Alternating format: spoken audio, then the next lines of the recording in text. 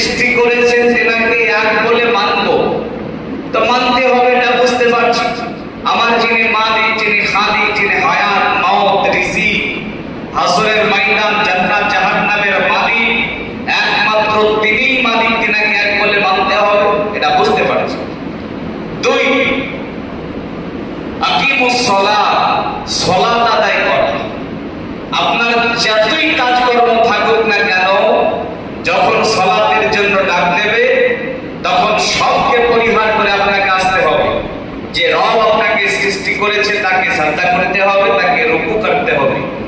তাহলে সালাতের জন্য সময় যায়, সালাতের জন্য সময় যায় এবং রবকে সিজদা করছি, এটাও বুঝতে পারছি। নাম্বার 3, যাকাত প্রদান। যাকাত, আল্লাহ আমাকে সম্পদ দিয়েছেন, একজন গরিব মানুষ, তাকে সম্পদ দেননি, আমার সম্পদের অতিরিক্তটা একজন গরিব খেয়ে বাঁচবে, মানে আমার সম্পদ থেকে কিছু যাবে, এটাও বুঝতে পারছি, যাকাত। 4 নাম্বারটা সিয়াম, এটা রেখে দেন। 5 নাম্বারটা হচ্ছে হজ।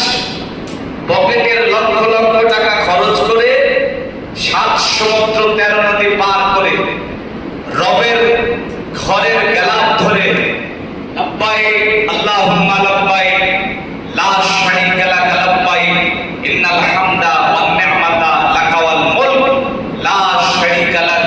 পকেটের টাকা গেল, সময় গেল, শরীরের শক্তি ব্যয় হল, এটাও বুঝতে পারলাম এর জন্য হজ।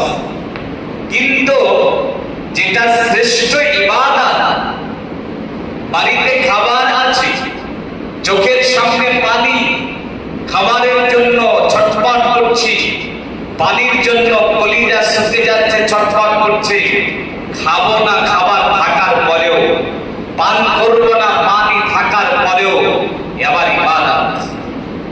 আবার এটা নাকি শ্রেষ্ঠ ইবাদত, তো রব এটা আপনি কেন ফরজ করলেন? খাবো না পান করবো না, আবার কেমন ইবাদত? আর এটা আবার শ্রেষ্ঠ ইবাদত, এটা আপনি কেন ফরজ করলেন?